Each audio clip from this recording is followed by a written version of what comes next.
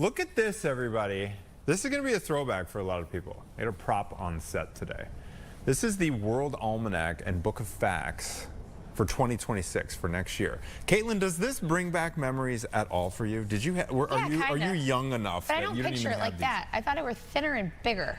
Well, they have kind of a kid's version of it. I know what you're talking about too, because Theo has taken that out of his school library from time to time, the big thick picture version. Yeah, exactly. This one is the old school. This is, I remember as a kid, I would just... A lot of words in that. It's very small print, but literally, this is I mean, if you think of a topic, it'll be in here. They have, really? I mean, everything. I see the Pope on the back, most important. Yeah, there's notable people in here. You're like, everybody back there's like, why do you have the almanac out? We are gonna talk to one of the editors of this, how it all gets put together. Because the variety in this thing, imagine Pope if your Leo's on there? face was on the front of this. I know. Emma, what's her name? Stone. Emma Stone's on the front. Emma Stone. I wonder why. Wait, she played the part where she cut her hair. There's Jalen Hurts. President Trump is in there, and then the wildfire. So they do a year in review. Yeah. So that obviously changes every year. I was noticing that they have a, a farewell section as well. They do have a year in pictures, and folks like Robert Redford are in there, and the protests in, Gaza, that kind of thing. So all the big stories, but they've got, but it really does stay true to how the book was when we were kids growing up. This next to my bed is a weapon. This thing is huge. Well, there's also like a list of notable organizations, and it's got like their website and their phone number. So part of it reminds me as well of a telephone book. Yeah. Do you still get the yellow pages at Casa Cody? Of course not. Do you? Of course not. I was getting them. I was getting the yellow pages like as of a few years ago. No, I mean, I thought they stopped doing it. I think they did, because I haven't gotten one in years. But when I was living in Chicago, this is before we bailed to the burbs, we were getting them. We were getting them through like the mid 2010s, and I remember making a social media post about it. Like, is anyone actually using these? Right. No, I don't think so.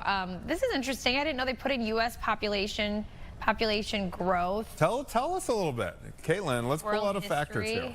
My guess is that the U.S. population, the last I heard, we had pushed about 300 million people. How about state population? Ooh. What is the they break it down by races. Oh my God! Give us a couple of facts. I'm like instantly curious. Oh, okay. Let's see here. Illinois.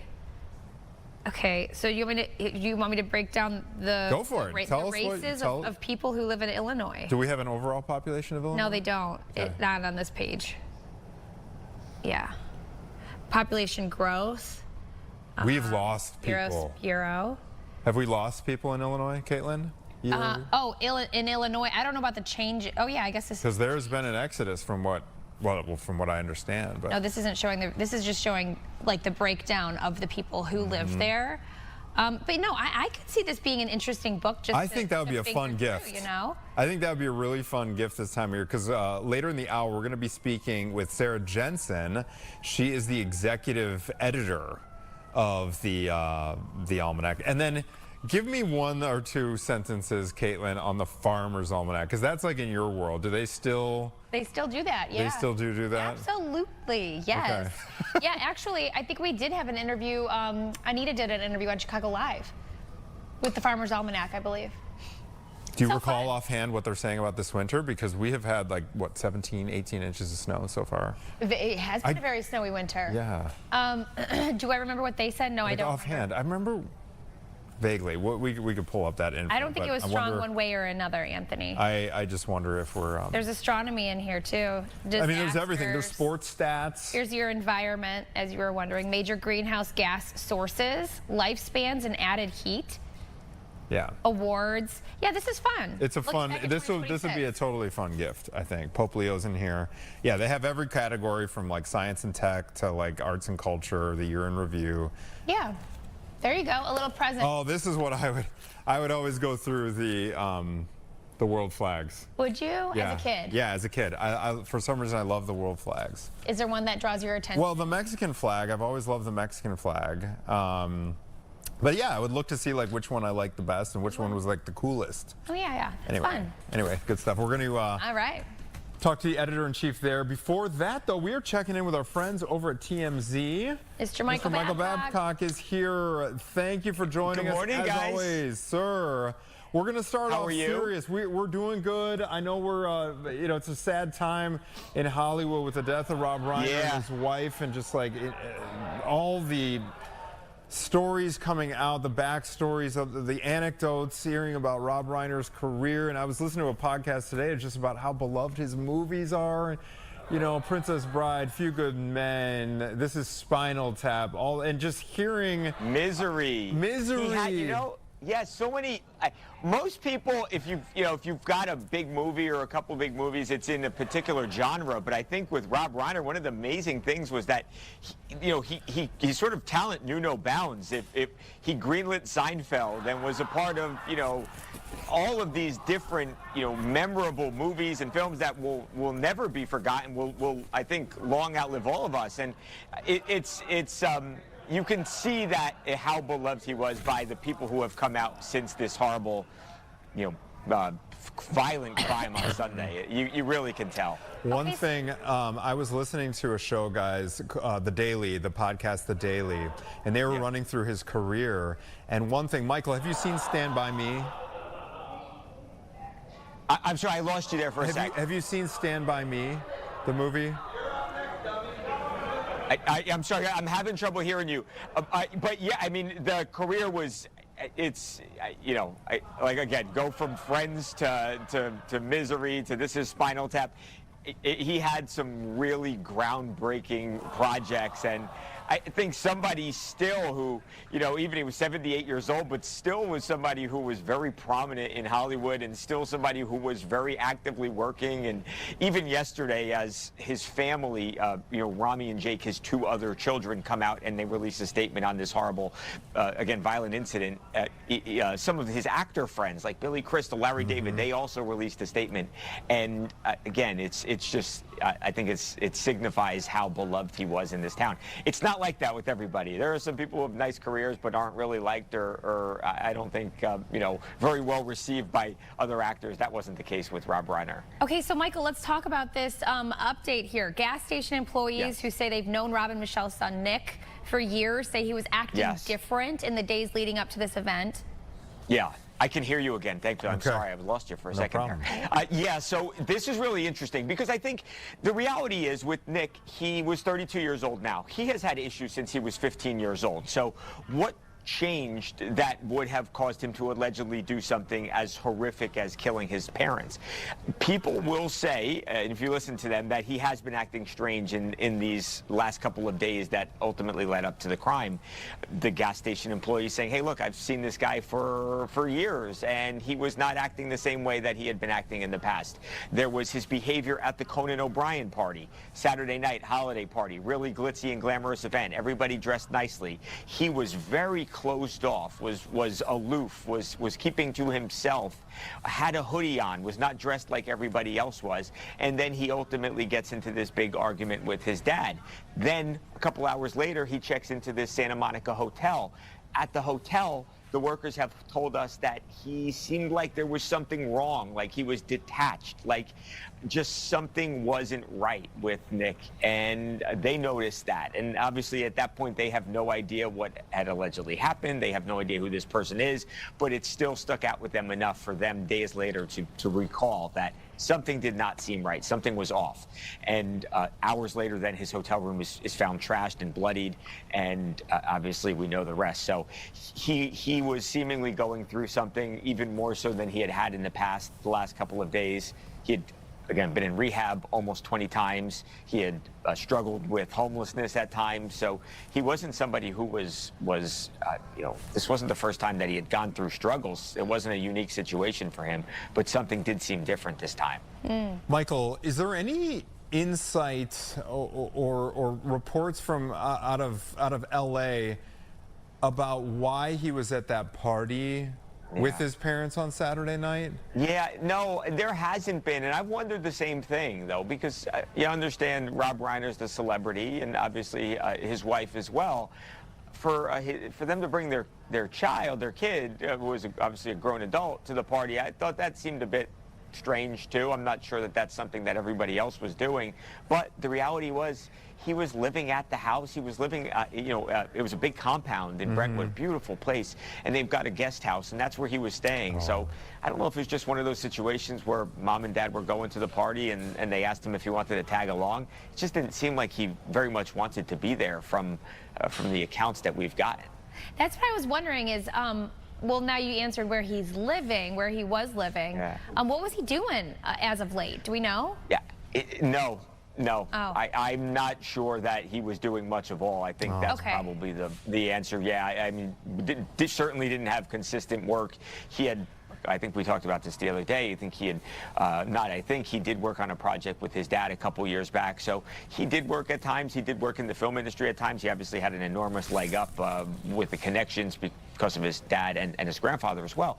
But I don't think he's somebody who had a steady job or certainly did not have a career. That much we can say for certain. Okay. Well, we'll be following the trial, the upcoming trial. I understand it's been continued until the first week in January is when Jan 7, yes. Right, that's when the arraignment's going to happen, is that right? That will, yeah. So it was real quick, the appearance yesterday. He was not even allowed to be shown on camera, so the best we have are witness accounts from court and the courtroom sketch. He had not the traditional jail garb on. He was wearing the anti-suicide or the suicide prevention smock. But that's his classification in the jail. And he said, yeah, well, look, we're not ready to plea right now, so it's very possible that on January 7th he could enter a plea of not guilty. Yeah. Or if something happens in between and it's not going to be a not guilty plea, then that could happen then as well. Oh, okay, well. We will stand by for that. Michael, before we let you go, we want to... So we'll see. I know you only got a couple minutes left, but I understand there's a video going viral out of California. Yeah. This was kind of a wild, a lot of twists and turns in this thing. Run us through the circumstances here. There's this woman, and this is not someone who is a celebrity or famous. I guess now she is, though. So there's the star of the show. And she was at a restaurant in San Francisco, and she was just berating everybody, staff, employees of the restaurant, patrons of the restaurant, and she was just out of control. Now, ultimately, she's touching people, she's hitting people. Somebody takes her down, and she goes down hard. To add insult to injury for her, and I think we probably now know why this was happening, the San Francisco Police Department has arrested her, and she has been charged with public intoxication. So I don't know if it was drinking at the restaurant or somewhere else, but she seemingly was a little bit overserved. Whoa. And there she goes. She hits the person that was filming, and again, she's ultimately going to take a really hard spill here. Looked like somebody was taking judo lessons. But she goes down. She did not get hurt. Nobody got hurt, thankfully. And now she's got a misdemeanor public intoxication charge on her hands because of her bad behavior. And probably worse, everybody has now seen her acting this way. And right. You have to wonder, do we know if her employer... Because we've seen these situations where when a video like this goes viral, you know, you hear from the company later, we are severing ties. What's the latest there? Do we know? Yeah, I think that's a good point, and unclear what she does, but I would find it impossible that her employer, whoever that might be, has not now been able to see this video, because you would think even if the boss didn't see it, that somebody who works at the company might say, oh, you know, so-and-so was part of this viral incident. So yeah, she takes the fall, she takes the spill, she gets arrested, and she probably ultimately loses her job. So we can't hear the video right now, but what is she so mad about? What was she yelling about? Unclear. No. I don't think there was much, you know, like rational, you know, behavior happening on her part. I think she was wasted and just lost it for whatever reason. And it looks like she's holding on to the bouncer that kicked her out. Yeah, exactly. Like, get off of me. Right, I know. Don't touch people. Just keep it moving, lady. It's okay. Thank you, Michael. Yeah. Keep us posted if you hear anything else about what happens to her. I'd be curious to know. I will let you know when she loses her job. Good to see you as always. Good to see you as always, sir. Thanks so much. Right. Couple thoughts on that video, Caitlin. She was with a friend. The male friend there. Did you see him? He was just a friend or a boyfriend? I don't know if it's boyfriend, husband, or friend. Okay. Yeah. If you're him, get her out of there before she. And that was. Somebody just tripped her? I think that was one of the. So this guy right here. that's her friend or boyfriend or date. You have to wonder how because he was watching the whole thing unfold. He seems way more in control, and you have to wonder, maybe he's just equally intoxicated. So, but early on, when they were actually still inside, you'd think that he was. Oh boy. Okay, so yeah, no, he wasn't sober either. We can tell. Yeah. Caitlin, have you ever been privy to or witnessed an incident like that in your college years, your young adult years, when you were going out to bars and restaurants? People getting feisty? Yeah, yeah, exactly. You ever recall? Not that I can remember. No, and it's unfortunate when people drink and then they get mean. I've got 2 stories. One of them, we teased one. Okay. Okay, so in college, I went to Indiana. Yeah. There's a big drinking culture there. Okay. I was in a fraternity house. We were at a bar, and I've never been in a fight in my life, beyond like elementary school scraps on the playground, ever. All right, so there was one incident where my friend, fraternity brother, got in a fight with another guy. I don't know who this person was out at a bar. I tried to break it up, okay? Now, these guys were way bigger than I'm not a very big guy. I was trying to break up this fight, okay? So I get in between them, and the one guy, I'll never forget this, the one guy, so I had my back, like I was trying to hold my friend back. Okay. So the other guy just winds up and kicks me so hard in the tush. Kicked me in the tush. And it didn't hurt. It was a really hard kick, but it just didn't hurt at all. I mean, I don't have a ton of padding right there. Yeah. Didn't hurt at all. And I did not. So I learned, the reason I learned something about myself that day, I did not react at all. I didn't have the reaction of I'm going to get aggressive. Yeah, maybe because it didn't hurt or something like that. I did not have the fight back mindset. I just kept trying to.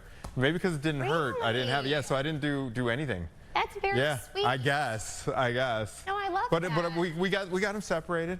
We got them separated, and I kind of learned I just don't have that like engaged. Yeah, you don't. Maybe 0 to 100. Not a fighter. Not a fighter. Postman, not a fighter.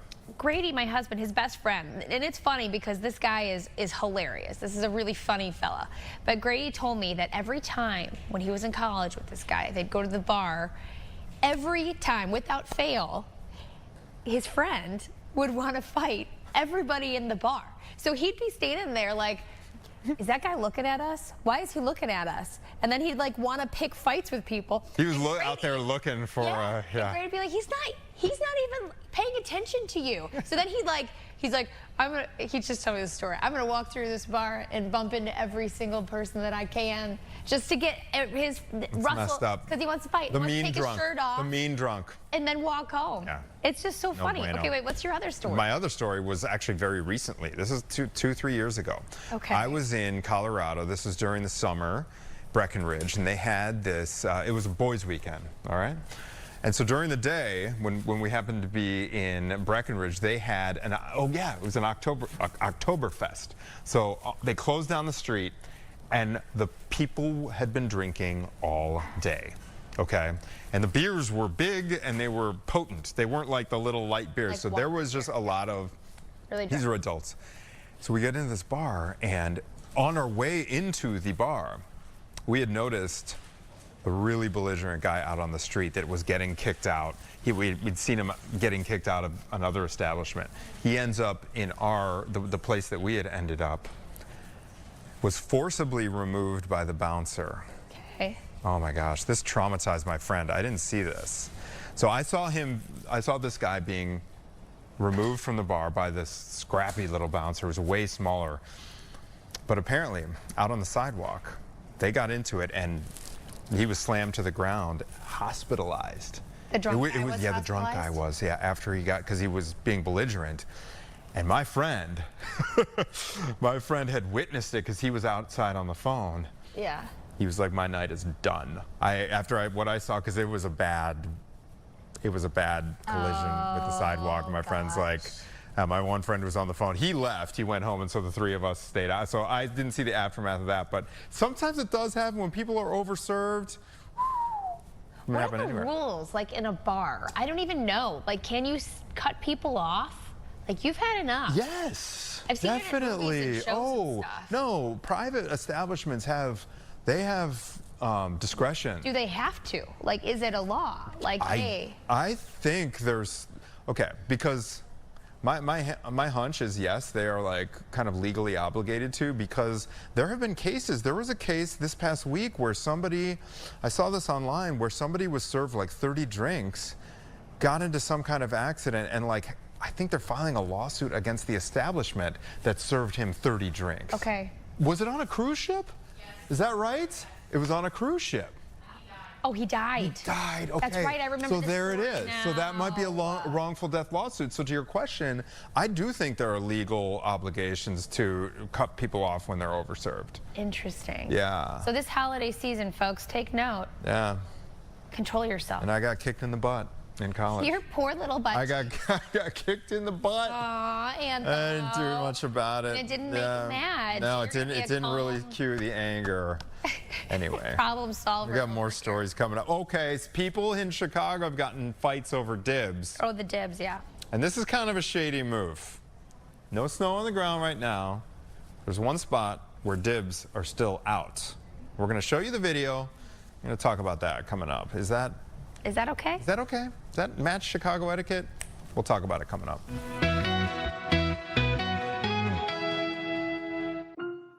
This is a real person.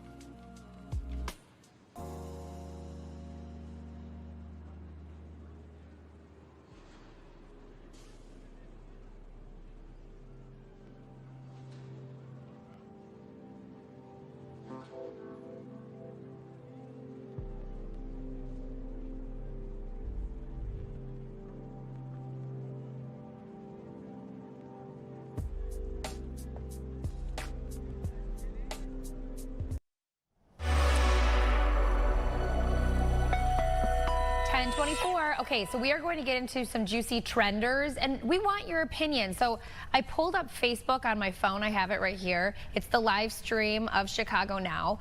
If you want to hop on Facebook, go to Fox 32 Chicago, go to this stream, and I'm going to be keeping my eye on the comment section because between now and the end of the show, yeah, to see if you guys have any feedback, especially with this first one because it's probably controversial. The dibs, okay? When there's no snow, dibs in Chicago. So a Reddit user posted in the Chicago Reddit page showing 2 chairs blocking a parking spot with no snow in place. So people are saying no snow means no dibs. But another person says there should be no dibs ever, calling it selfish. And one person commented and said, whoever left those chairs are the kind of people that wake up at 5 a.m. on vacation to place towels on poolside recliners. Oh, gosh. I'm wondering, I mean, it doesn't really look like it in this photo. I was going to say if those chairs were out there when there was snow and now the snow's and now gone. they melted, does that make it okay? What are your thoughts? Well, the comments, the Redditor who wrote quote, these people also wake up at 5 a.m. on vacation to place towels on the poolside recliners. That strikes a nerve with me. I don't know what it is about. It's a little too, I don't want to say aggressive. It's just too, it's too. Me against you? Yeah, I don't know. I'm not into it. I don't think dibs applies when there's no snow. The whole point of the dibs is you shoveled out that spot. So that spot is now yours. Yeah. If there's nothing to shovel, you can't just Then you're just blocking a spot. That doesn't even, so no. I'm just going to tell you, that doesn't work when there's no snow. Now, as far as if there should be dibs at all, see, that's questionable too, I feel like. I'm okay with dibs if you've cleared the spot, if the snow is above a certain level. I'm okay with it. You are? Yeah. And actually, with the towels, I'm okay with it too. It's just not something, I don't know. I'm okay with it. It just feels a little like you're gonna, okay, here's a question. If you do go outside, this is the resort example, and place towels, how long are those towels allowed to stay there? You know what I mean? If it gets to be 11 o'clock in the morning and that pool's crowded, and the towels are still there, like how late into the day are you okay with those towels just taking up those recliners? I actually don't think that it should be allowed, period? Yeah. Yeah. Yeah. If you're not there, then you can't hold it for nobody. That's my point. I think that with the towels too. Like, what do you mean? Well, you're busy. Okay, then come back and put your. Here's another example. Maybe folks can chime in on this too. I'm keeping an eye. Okay. Concerts. Okay, where you have the lawn. You ever been to a crowded lawn during a show? Yeah. And like, have you ever seen folks? What will they do? It's like they'll use towels or. A cooler? Yeah, exactly. They'll kind of stake out space there. What's the verdict on that? Is that kosher? If you're sitting there, fine. I'm picturing more of like you're putting it down and nobody's around. For example, my daughter had a cheerleading competition thing, okay? I was there. Grady was on his way, and I had to make room in the bleachers for him to sit next to me. Okay. I think that's fine. Yeah. Because I'm physically there and I am physically saying someone's going to be here. Yeah, and your husband's en route. Yeah. Actively in transit. If nobody's there, that's my point. If you're not there at all, that's fair game. Fair game. Yeah. And also, dibs, if there's no snow, someone's going to move your chair. Sorry. I think you're right. And for the resort example, if you're let's say you do overindulge the night before, but like you set your alarm, you bring out the towels, you put them out, you block those chairs, and you go back and sleep off the hangover for like 4 hours. Yeah. No. Early bird should get the worm. I agree with you 100%. All right, you guys, I'm watching on the comments. Yes, exactly. Caitlin's giving you a homework assignment, viewer at home. Pull up your we want to hear from you. All right, here's another thing. This is kind of wild. The Bears are saying Arlington Heights is probably a no-go now. They've paid a couple $100 million. I'm having whiplash, emotional I am definitely whiplash. having whiplash too. So Bears president Kevin Warren wrote a letter yesterday to fans basically saying Arlington Heights is no longer likely going to be on the table and that they're going to restart their search. And basically the reason for this, and I'm paraphrasing Kevin Warren here, but the governor has basically told him in this letter right here that state lawmakers are saying subsidizing you guys in any way in 2026 is not a priority. And so they want to get that done. I mean, look at that. And apparently, while the Bears are worth, I think they're worth in the neighborhood of $1 billion, as a franchise, they would have to, my understanding is that they would actually, they don't, even though they're worth a lot, they don't have the cash flow to make a compound like that a reality. And so they're now shopping around again, and some of the places that have been floated, Gary, Indiana, which I mean, I drive through Gary all the time on my way down to Indianapolis. I got family down there. You know, I went to IU. Yeah. The bones of Gary, Indiana. I mean, there's beautiful buildings. There's like there is like a physical infrastructure there. A stadium would completely revive Gary, and I'm guessing all about it. Listen. I mean, yeah, come out to my neck of the woods, Northwest Indiana. It's a good spot. It's a good spot, and it's right by the water. It's right by the water. So I've got tons of family as well in Northwest Indiana, kind of near East Chicago, Gary, Hammond, Schererville, Highland, and they're hardcore. Cousins of mine, they're hardcore. I love Bears out there. Okay, so, and the other thing is too, Indiana's probably, from what we were hearing this morning, going to be jumping all over this opportunity and making a sweet deal, hopefully, to get the Bears out there. But I don't know. I feel like I'm not going to really put any weight into any of these. Well, yeah, no, you're right. Options. It's whiplash is the perfect way to describe it. Because I thought that was a done deal. And now, I mean, my gut is they're going to just stay put. And put a roof on it? They still haven't paid off the existing Soldier Field. Right. Which is my whole thing is, I like where they're at now. I think it's a beautiful spot. I think there's opportunity there. Remember their original plan to keep it where it was? Yeah.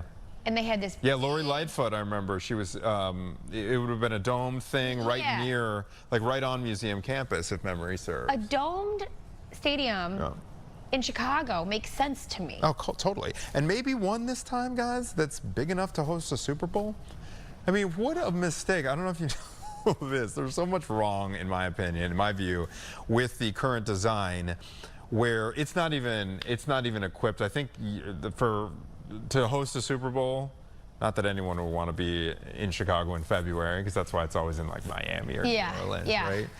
But it's the seating capacity is not even there. So I'm wondering if they would have to literally knock it down, rebuild. And which wouldn't happen either. Friends of the Parks, and like no one's ever going to knock down, I don't think, the historic colonnade. You know, I could see that spaceship-like thing being removed, but that original structure, I just don't see that going anywhere. With the colonnades. Yeah. You know? Right. Okay, speaking of the Bears, everybody. Colston Loveland gets mic'd up during this past week's game. Take a listen here. Rough, yeah. I noticed that in warming up. They rock out.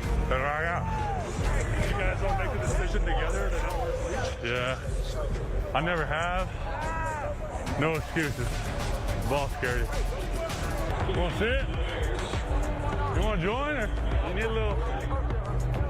I can't say it isn't as bad as I thought it was going to be. Yeah. But it is chilly. I love that. Me too. I love the mic'd up thing. It's so fun. It is. And so he, obviously it was the fourth coldest Bears game on record at Soldier about Field. 10 that day. Right. And I think he said for ball security, I think it's a macho thing. I think the guys who go without sleeves. Yeah, it's like. You know, I've asked my husband about that because he played football, when he was younger. He said they're not cold. They're running around, they're sweating, they're good. But, I wonder at what point is it too cold? Like he said, it's not as bad as I thought it was going to be, but it is cold. The one position that I do think that it would be really, really difficult is quarterback. Or kicker. Because kicker with because the ball's got to be pretty. I'm guessing that the ball is just like a rock in that kind of cold, but like to be QB, and you want your fingers to be dexterous, and you've done live shots out in the cold, guys. Your mouth, like it's hard to talk when it's that cold. Like your mouth freezes. I don't know if you've ever experienced that out in the field. It is no bueno. I gotta do it. Here's another factoid. Okay. Who was it? I saw a Hall of Fame line person talking about what it's like for these football players to go sleeveless during these games.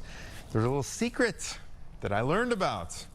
There's something called, I think it's called Power Gel or something. It's a gel that they don't advertise. They don't go screaming from the rooftops that they have this on. I'm not sure if Colston Loveland had it on, but a lot of the guys will actually coat their arms in I don't know if it's like Vaseline or what is it called, Aquaphor.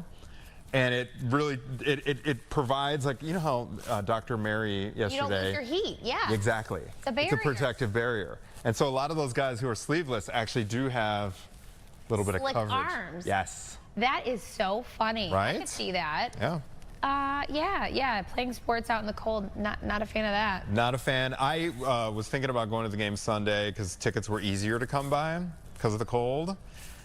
Coming up after this break, we are going to check in with one person who went viral for a video he posted about what it was like to try to consume a beverage at this past Sunday's game. We are going to speak with him live via Zoom right after this.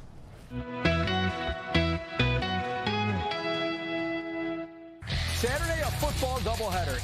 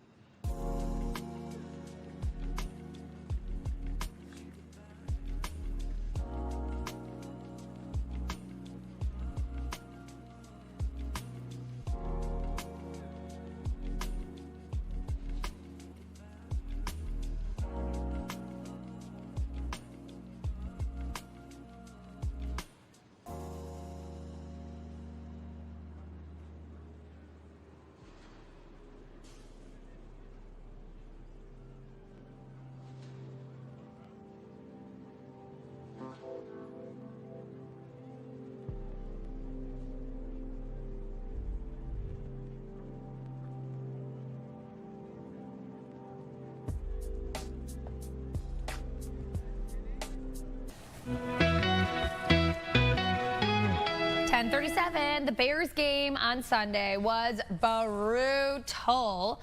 And with that, we are actually going to be talking to a huge Bears fan who braved the cold. Got to be a big Bears fan. Yes, this is Adam Ethington.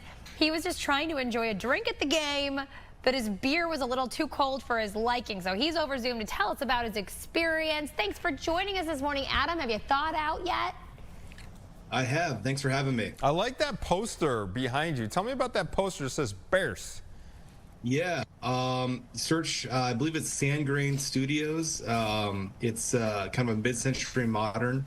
I've also got one that's Illinois behind me as well. So, oh, that's great. Cute. Are you Illini? That's right. Illini and Bears. So wait, what was it? The Staleys? The Decatur Staleys. That's yeah, right. That's how the Bears started.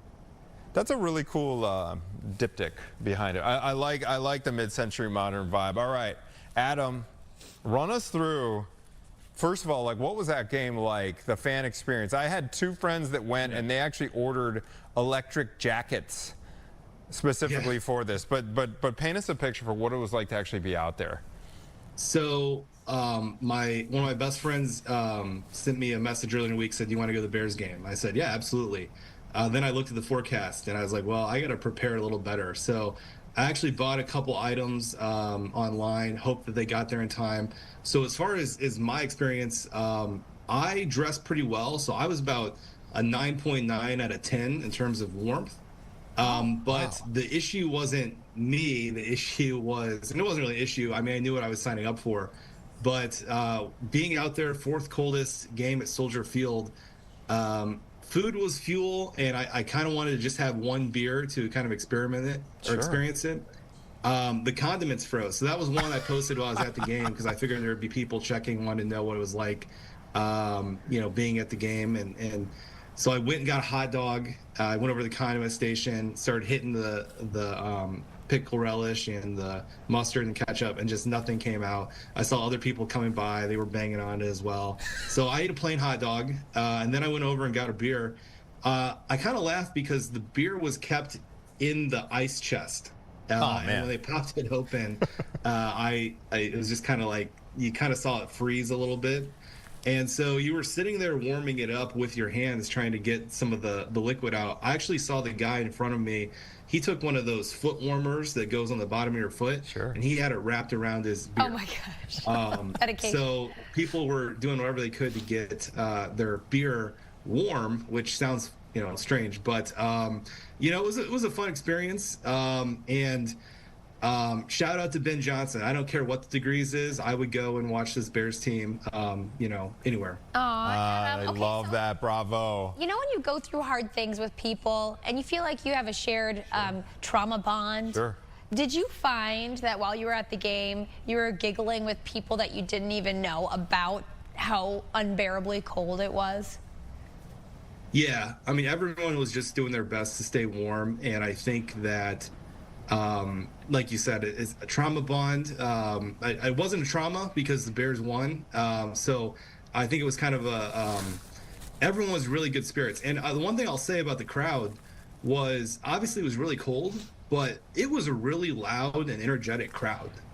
So I can't imagine what it's going to be like this Saturday. Weather's going to be warmer with the Packers coming in town. That's got to be one of the best Bears games to go to in decades.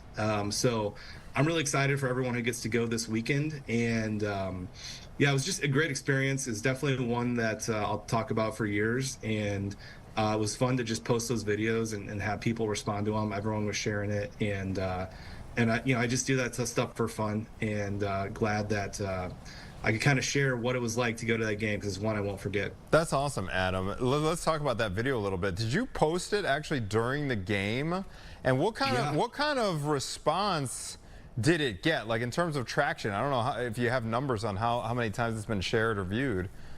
Yeah, so the condiment one, which I think you're showing right now, that one has about 500,000 views. I know it got shared like over 5,000 or 6,000 times. Has a bunch of likes, and then the other one has about 80,000 views. Has less shares and likes, but my wife and I make content on YouTube, and we kind of mess around with TikTok a little bit. We prefer YouTube a little bit, but I knew when I posted it, you can tell when a video on TikTok's gonna start to get big numbers, and you start seeing the notifications light up before the numbers catch up to it. So I could tell people were sharing it pretty much immediately while I was at the game. Yeah. But my hands were really cold, so I really wasn't checking until I got back in the car. Okay. But yeah. So you said you were warm, but I can't imagine that was the case for most people around you. Did you find people dropping like flies? Were they leaving left and right because it was just so uncomfortable? There was, I think, a point maybe early in the fourth quarter, maybe the Bears scored again, or there was another interception. And that point, you could tell there was a lot of people who said, all right, I've had enough. And you could see everyone heading towards the rows to exit. I actually had AI build me what I should wear. So it did a pretty good job. And so I'm not sure everyone went to that extreme. But I know there were some people who were definitely shivering and were pretty cold. I felt like what AI told me to wear, I got the pieces I didn't have and put those on, and I like I said, I was 9.9. 9.9. I have to be. We're almost out of time, but I do have to ask about what AI told you, because to me, I can get by except for my extremities. So like feet, toes, fingers. I could be not 9.9, but like in the nines everywhere else. What was the secret? What was the difference maker for you out there? Your base layer needs to be certain materials, then your layer over that needs to kind of be certain materials, and then you kind of have an outer shell that keeps the wind from hitting you. So all I had exposed was up here around my face, around my eyes, and I think the big thing was actually flannel jeans that have a flannel lining in them. They're made by Wrangler. They're only like $30. Nice. They're not the best looking jeans. I don't think I'd wear them out on a date, but they work pretty well underneath kind of a snowsuit overall type contraption. What'd you go with for feet? What'd you go for your feet? Feet was I have these Merrell boots that are they're like thermal. They're not heated, like they're not electric, but they're advertised to keep your feet warm. And merino socks, and then one toe warmer. Okay. That kept it nice and toasty. So invest in a good pair of boots. And the $30 Wrangler jeans. And underneath flannel line. snow pants. That's nice. Yep. Genius. Adam, well done, sir. You braved the cold. You went viral. And thank you for joining us, by the way. You're a true fan, my friend. And go Bears this weekend. Bear down. That's right. Bear Appreciate down. it. Thank you for having me. All right. Have a great one. Go Bears. Yep. The Bears. Caitlin, I'm excited for this game. It's almost time. Oh, yeah, but I am super excited. So excited. Do you have plans? Are you going to watch it with your buddies? Yeah. Yeah. Yeah. Saturday. You know, what's it called when the NFL boosts it? Prime time. There's a cool verb for it, but they like elevated the time. I'm excited. Like a prime time it's going to be so great. I'm excited for our next segment. Yes. After this, these almanacs are going to bring back a lot of memories for a lot of people. I love this thing. And we're going to speak to one of the editors-in-chief of the 2026 World Almanac when we come back after this.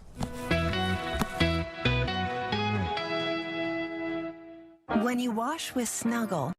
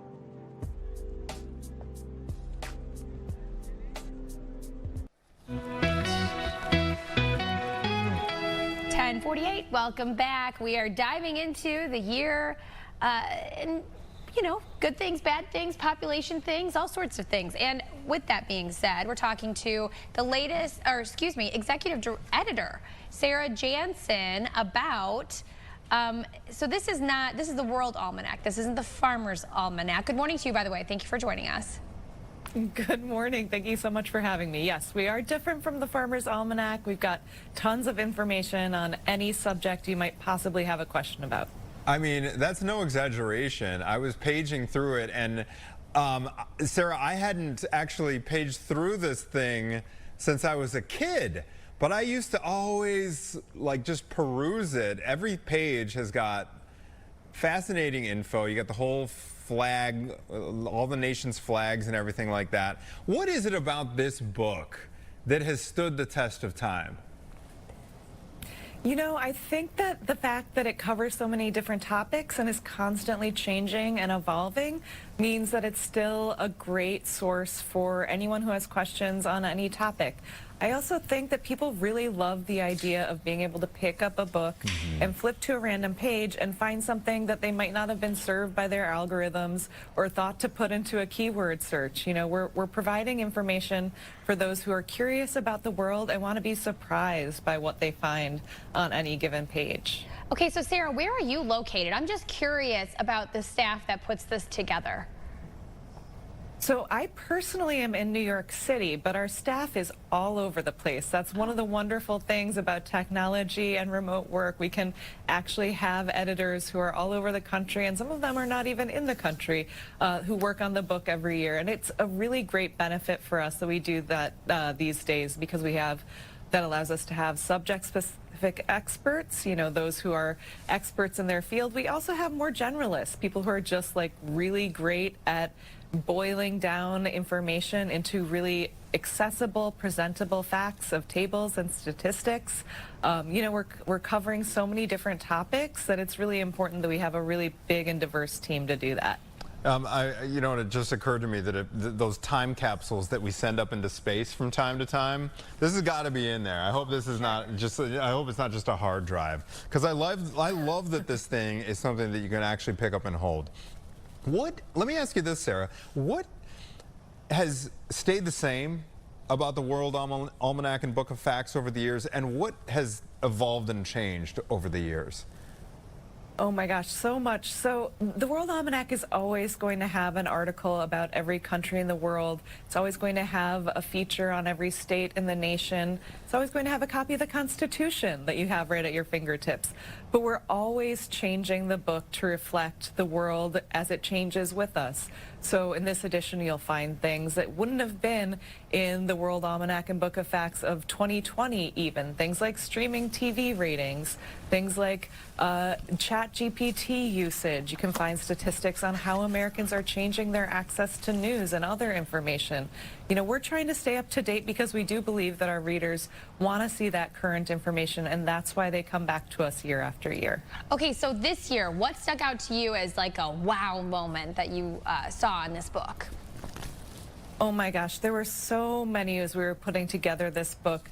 I'm really excited about 2026. I think a lot of people are really excited about 2026 for the sports that we're looking forward to, the Winter Olympics that are starting in just a couple of months, and the World Cup soccer tournament starting next summer, co-hosted here in the United States. We have previews for both of these things in the World Almanac, and I think that sports fans and, you know, just sort of casual sports fans alike are excited to see those come up in 2026. I'm looking forward to it. I mentioned that time capsule idea. There is an actual time capsule section of the book. I actually didn't realize that before I made that observation. But what made the list this year for the time capsule section? Yeah, so we're not actually shooting this time capsule into space, unfortunately, but we did make the list, and we had a lot of fun doing so. You know, we like to include things that are more serious and also things that are a little more cultural or ephemeral. And that included this year things like a Labubu, those little plush monsters that everyone seemed to all of a sudden have in 2025. We've also got a Chicago White Sox jersey with Pope Leo's name on it to represent the new Pope that was selected in 2025. You know, these are things that are really representational of the past year. And we were able to have fun with, you know, exploring all of those news stories from a lighter angle with it as well. So something that threw me through a loop, which it makes sense, but the fact that it says 2026 on the cover instead of 2025, you know what I mean? Because I guess if you're at 2025, the past year was 2024. So now it says 2026, but really for the past year of 2025. Do you know what I'm saying? Yeah, no, I get confused as well with car models, where you buy like the next model year. Okay, so I'm curious, Sarah, what kind of, are these all journalists that are getting these facts together for you, or are they professionals in different fields? It's a little bit of both. We have, for example, our astronomy section is edited by a professor of astrophysics. He's not working on the baseball section. He's editing the thing that he's an expert in. And that's the kind of thing that we have a mix of. We have these experts, and then we also have more generalists that we consult on different topics. And, the great thing about having all of these diverse contributors is that they all have a different perspective. They're all bringing, their world of experience, their life experience to the perspective that we're offering in the World Almanac. And that just makes the text more rich and more abundant for our readers. The number of sources of information, you can actually check all of our sources because they're all listed with the articles, which I think is something that you don't always get when you're going through ChatGPT, that's for sure. Sarah, do you have a personal favorite or a section that you always find yourself just like spending a lot of time within? I like to have fun with the offbeat news stories, and I also like to have fun with the year-end pictures. That is our full color section that allows us to show, the year of events in photographs. And I think that that's a really great way to get a visual picture of everything that happened over the course of the year, reflect on what happened in 2025, and then you can find, enhanced statistics on all of those stories in the other sections of the World Almanac and Book of Facts 2026. Quite an accomplishment. Hey, before we let you go, how much is this thing? And is this kind of one of those, Amazon.com, and just you can get it at any bookstore? You can get it at any bookstore wherever books are sold. We've got the paperback version, which you've got there. We also have a hardcover edition, which is a bit bigger, a bit sturdier. And then we have also the ebook version. So you can actually just download it to your device, have it searchable and right at your fingertips at any moment. So you've got a bunch of different options for the World Almanac this year. I love it. Great gift for Christmas. I love it. I love it. I'm going to take you through some stats here. We're going to dive in a little bit before we go. Sarah, thank you so much. I love it. Appreciate it. Thank you. Thank you so much for having me. I really appreciate it. Okay, this would be good. I know it's probably too big for the stocking. All right, so Caitlin, the Illinois population, 12.7 million. Okay, we are the 6th most populous state. We have lost year over year 0.9% of the population. Have they gone to Indiana? I do know a lot of people have gone to Indiana. It's not right here in front of me. Okay. And then the population of Chicago, 2.7 million people. And the city of Chicago has also lost 0.9% of the population between 2020 and 2024. We've been reporting on this. It's the high taxes, and then like corporations have been leaving Illinois. Yeah. This is just, on one page of this thing, this is the level of information you get to. You can see how dense the population is by state. And so listen to this, Caitlin. In Illinois, there are on average 230 people per square mile in our state. 230 residents per square mile. It's a lot of people. It's a lot of people, and you can compare that to back in 1930, there were only 137 people per square mile in Illinois. Out of Chicago and spread them out throughout Illinois. But honestly, for nerds like me, I would love this as a gift. Keep it on the back. I really would. I'm nerdy enough that I would love this as a gift. And look, there's an e-version too. Caitlin, fun show today. Thank you. So fun. Happy Thursday. Thank you. It's almost the weekend. It's almost the weekend. We got one more day to go. Yep. And then it is bear down on Saturday. Revenge against the Packers. All right, we got another great hour of Chicago Now right after this. So stay with us, everybody. Stream Good Day Chicago.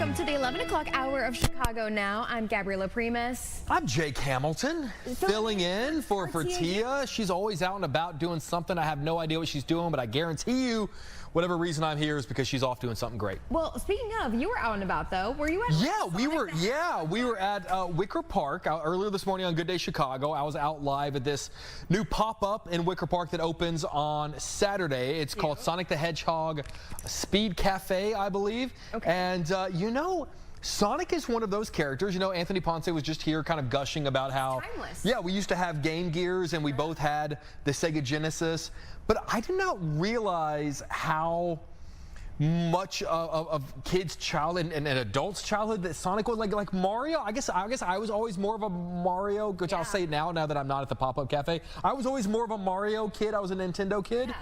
And so I guess I just didn't super realize how important, because I didn't even realize until these movies came out recently, because I've covered all the movies and interviewed the cast and everything, that there's like a whole like range. Yeah, you know, Tails and Knuckles, and like I didn't know, like I always knew Mario and Luigi and Bowser and Peach, and but I didn't realize that Sonic has the equivalent. I guess I knew Knuckles, but I just kind of thought Sonic was like his own guy, and it was just like a one-off, and maybe he was even part of like the Mario version. Apparently it is. It's like Marvel and DC. It's like very apples and oranges. I didn't really realize that, but it's funny because like my brother, who's like 10 years older than I, he loves Sonic. I knew Sonic obviously, and then like my little cousins also knew Sonic, like, and then now he's popular. Well, and it's so funny because I was asking, you know, the Sega representative that was on site, Kristen, and she and I were talking, and I said, you know, what's more valuable to you guys? Is it this new generation of kids that's being introduced to the character because of the films, you know, these really popular movies that are coming out,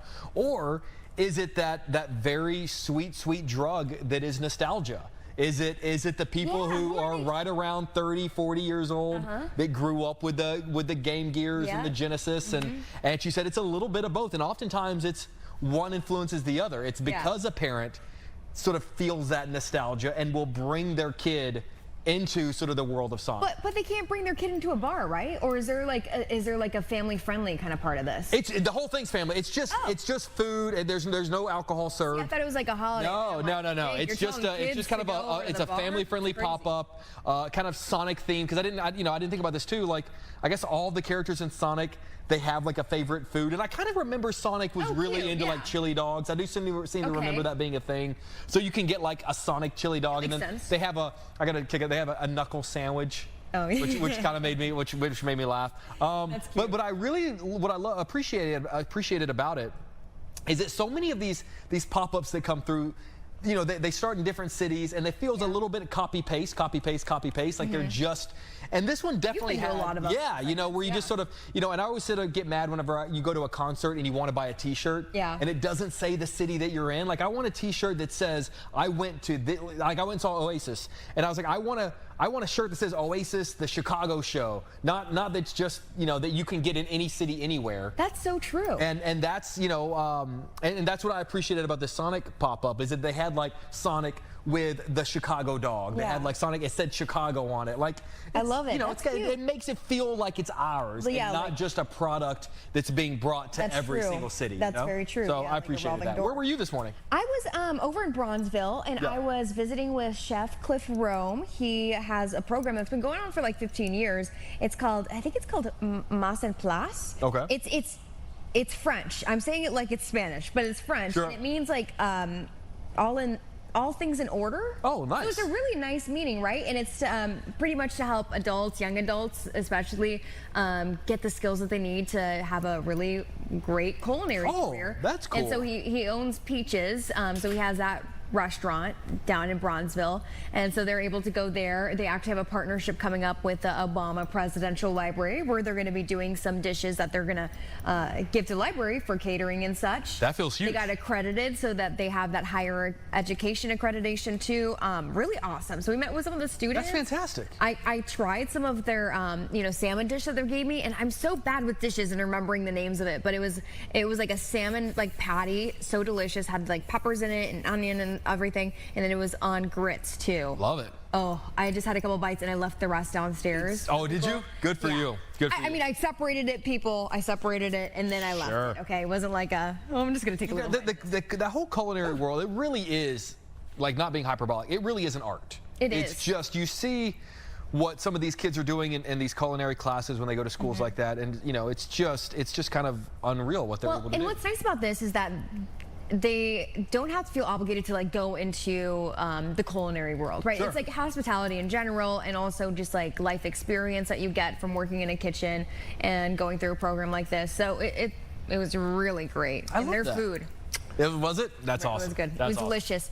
Anyway, we have a packed show, so let's talk about a lot of stuff going on today. We're going to go through some of the headlines because, you know, we have to talk about some of the hard news that's going on around the city. Sure. Such as Bovino being back, also what's happening with City Hall and such. So we're going to go along with Block Club Chicago through some of their headlines that they've been publishing. Is it John today? It is Mac Liederman. Oh, Mac. I love Mac. Yeah, Mac is going to join us. And then we're also getting some tips on how to solve your sleep problems during the holidays. I have to say, Jake, this morning, usually, of course, I always want to keep sleeping. Sure. It's 2:30 in the morning, but usually I'm able to, like, you know, get myself together, like, okay, you know, it's time to start the day. This morning, it was like you're in the perfect amount of drowsiness, and you're like, oh. When do you go to bed? Because you get up early. I would give anything for 10 minutes. When do you go to bed? I try to go to bed at 7. Okay, and you're up when? 2:30. 8, 9, 10, 11, 12. So it's only like 6.5 hours usually. Do you nap at all? No. You don't nap? I don't nap. I'm a big napper. I wake up so mad when I nap. Anyway, there's a whole art to enough about that. Enough about myself.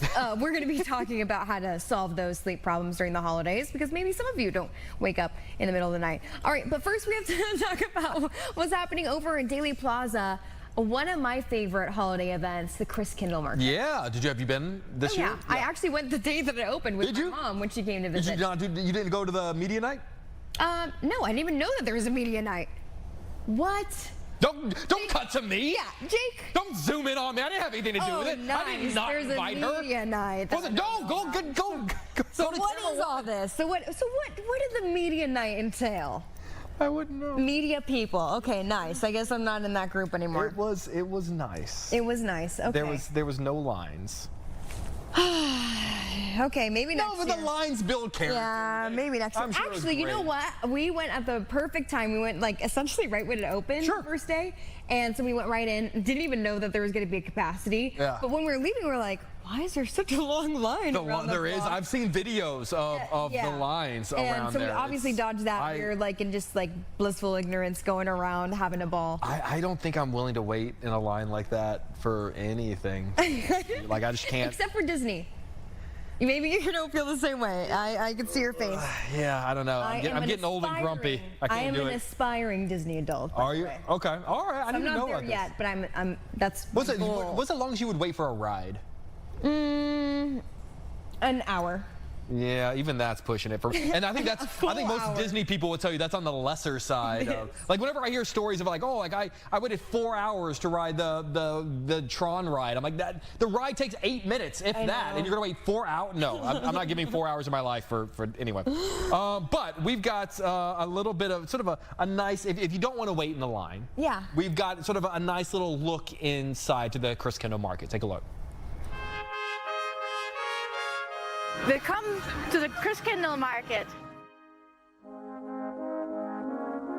The Chris Kindle Market Chicago got inspired by the original Christkindlesmarkt in Nuremberg, Germany, in the south of Germany. So when you look around, you can see the wooden booths that have the red and white striped roofs. So that's very typical. It's a signature look. That's what they look like in Nuremberg as well. And then we picked up on a lot of traditions from back then or from Germany. For example, we have the Christkind here, who is pretty much like Santa Claus in German-speaking countries. We have traditions with the Christkind, like the Lantern Parade. So we really want to make sure that we really adapt those and we offer an intercultural environment for everyone.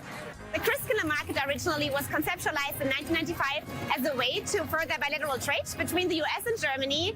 So the first market then happened in 1996. And ever since, it's been a great way to vendors to come overseas, to start their market entry even in the US.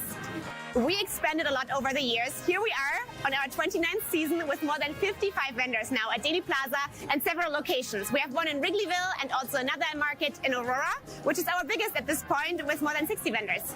We have a variety of vendors from all around the world. A lot of people think it's only German vendors. 60% of our vendors are actually from Germany, and some of them come here just for the season. But it's not just that. It's actually like a typical German Christmas market, so you can find them from everywhere. We have some vendors from Canada, some from France, Peru, you name it. You hear a lot of different languages. You see a lot of different booths with different cultures and traditions, and that's what makes it so unique and authentic. It's been 24 years. I've been like here, almost from the beginning. This is a chai stand. Basically, like we've been doing this for like 24 years now. So this is a, kind of like tea with like milk and sugar. So we bring, the special about our place is like, we bring all the tea from Nepal ourselves. And we just like, make the chai here and then, we will have it. Well, I knew about Christmas market because like, I've traveled to Germany and stuff like that as a kid with my dad. So I knew like the tradition of it. So when I heard like there is a Christmas market in Chicago, we just came and it's just like wanted to be a vendor here. It's about like family, it's about lights, it's about like love in the city, It just like brings everybody like together. And it's become the favorite like, Chicago tradition. Festivity is like about sharing love. It's sharing like being together, And we share our like chai, it comes from like South Asia. So we are sharing with like everybody. And it has become a very important part of this like, Chicago Christkindl market. Look forward to this because this has become our like, tradition for like 24 years. And we've been like, we meet like, all our, friends and families over here. And it has become kind of like a, get-together place, where we just like, expect people to like come and, greet.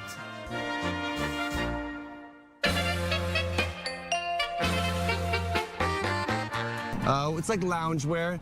It started only selling saw cats for the first 9 years and it's grown into like this luxury brand. It's a lifestyle.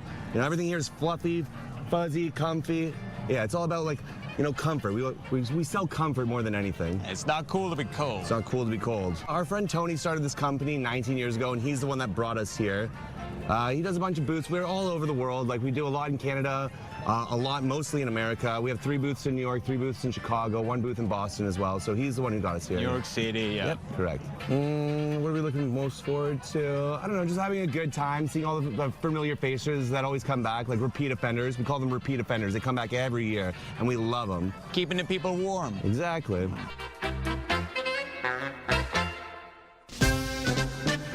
As a German, I love coming to the market every day because I just get to taste all of my favorite foods as that's what I grew up with. So of course I love bratwurst and schnitzel, but then also rollmops, for example, which is a booth that has herring, which is something I grew up with in the north of Germany. But then also all the international foods. I love the raclette sandwich. That's a visitor favorite. It's a little stinky, but it's super delicious.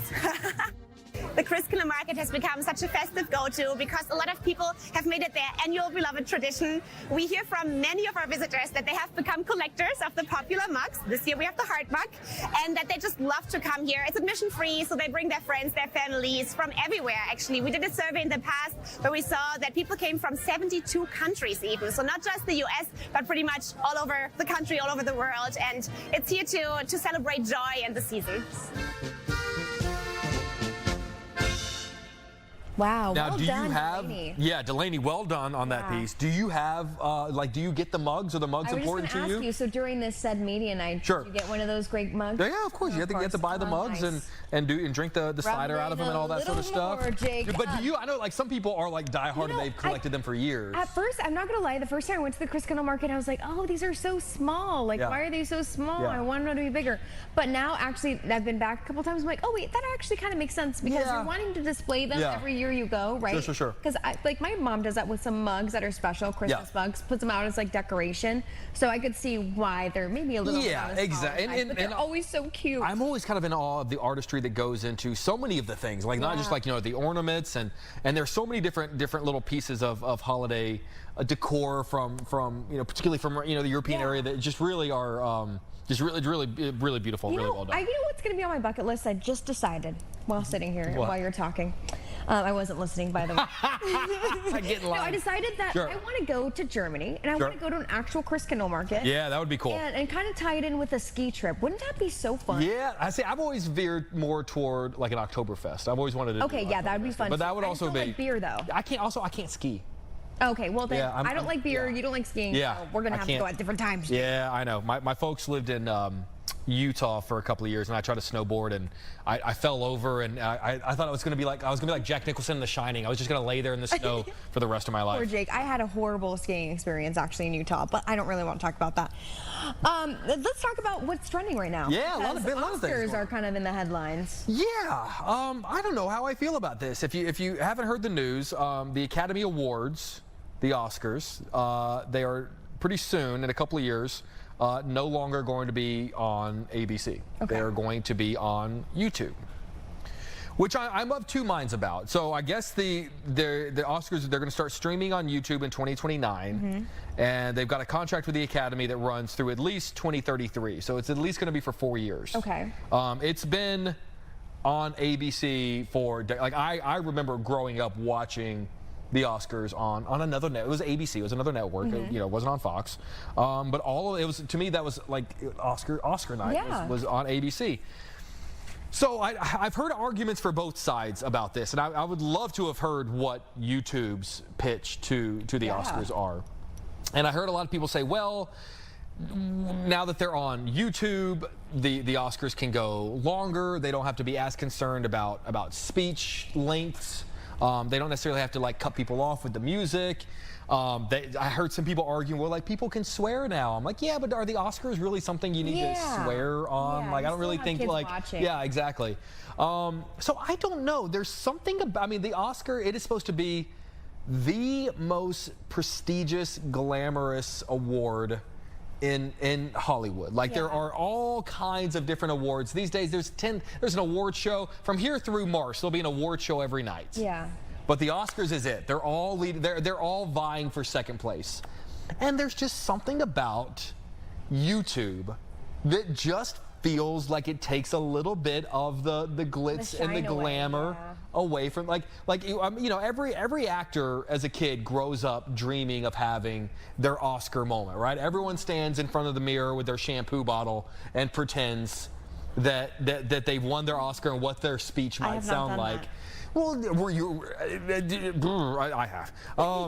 But the thing is that, like, no one's dreaming of that moment being streamed on YouTube. They're dreaming of it being on television. Yeah, that's true. So I don't know. I don't know how I feel about it. I mean, either way, I mean, the Oscars could be projected on the side of a building, and I'd still go watch them because it's a night that's important to me, and I love the Academy Awards. But I don't know. Are you? Here's the thing. The Academy Awards used to bring in 50, 60 million people. Yeah. You know, that's not the case anymore. I remember watching it as a kid. Yeah. To be honest with you, Jake, I really haven't watched it. I was like, when's the last time? Like, I mean, if I offered you $1 million, could you tell me the movie that won Best Picture this year? No. So that's the thing. I am always a defender of the Oscars. I know a lot of people come at me and they're like, well, no, not that many people watch the Oscars anymore, which isn't necessarily the case. About 20 million people watch the Oscars. Oh, it's still very big. It's still bigger than most things, you know. Award. And what I always say in defense of the Oscars is that the Oscars make people pay attention to movies that maybe otherwise they never would have heard of in their life. Yeah, that's true. You know, the movie that won Best Picture earlier this year, March, February, was a movie called Anora. Which is a small little independent movie that more people discovered and more people watched. Everything Everywhere All at Once, Parasites. You know, these are small films that are great movies that maybe would have gone missed by the general public. You know, yeah, every once in a while you have a Lord of the Rings or a Titanic win Best Picture. Those movies don't need the Oscars. You know, they're doing just fine without them. But it's the smaller movies that, you know, there are going to be a lot of small movies that are nominated in a couple of weeks that most people are going to go, I've never heard of these, but now I'm going to watch them because they're nominated for. And that's, to me, the value of the Academy Awards.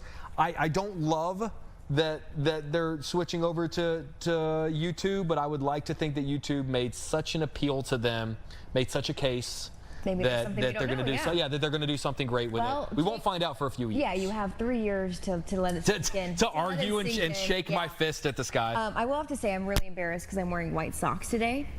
And no, it looks really weird actually. And I have these like weird witch shoes on.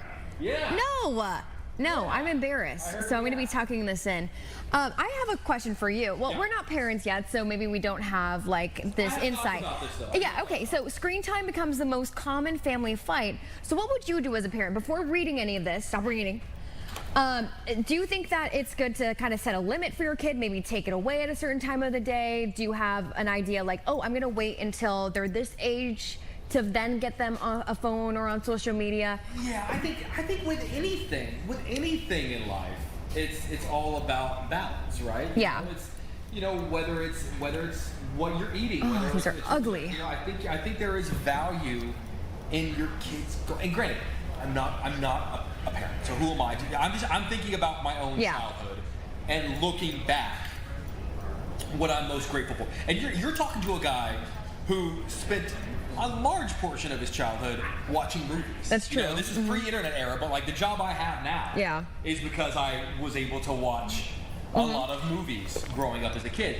But you know what I also remember? What? I also remember like going out and playing outside with my friends. I also remember like, getting home from school and going out with my friends and knowing that when the street lights went out, that was time to go home, because that probably meant like that dinner was ready.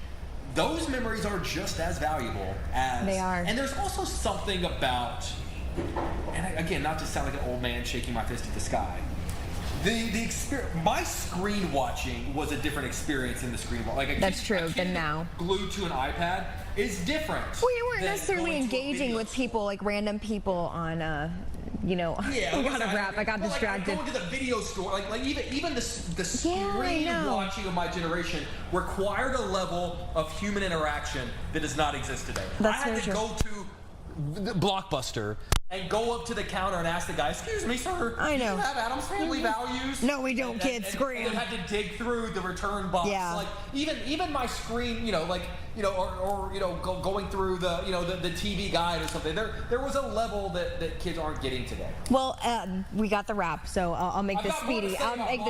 Oh, we bet you do.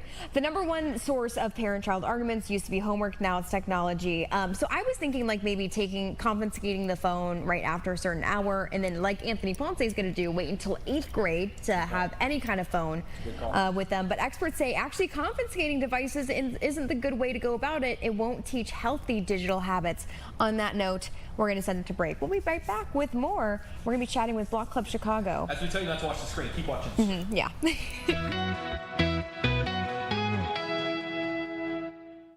I grew up on a farm in a small town.